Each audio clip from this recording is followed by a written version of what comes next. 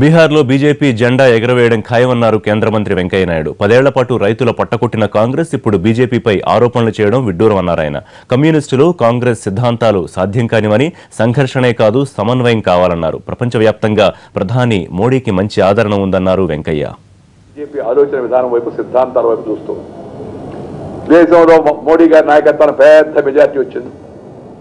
ఆ తర్వాత 8 రాష్ట్రాల్లో ఎన్నికలు జరిగితే 7 రాష్ట్రాల్లో ఘన విజయం సాధించింది. ఆ తర్వాత అస్సాంలో, ఆ తర్వాత పంజాబ్లో, ఆ తర్వాత మధ్యప్రదేశ్లో, ఆ తర్వాత రాజస్థాన్లో, ఆ తర్వాత బెంగళూరులో వరుసగా మున్సిపల్ ఎలక్షన్ జరిగితే అన్ని చోట్ల బీజేపీ విజయ దుందుభి ఎగరేసింది.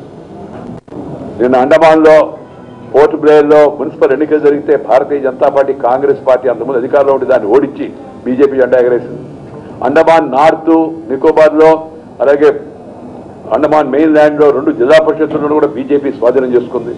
నిన్న నేను ట్విట్టర్లో పెట్టాను, earlier we have won mainland, now we have reached island also.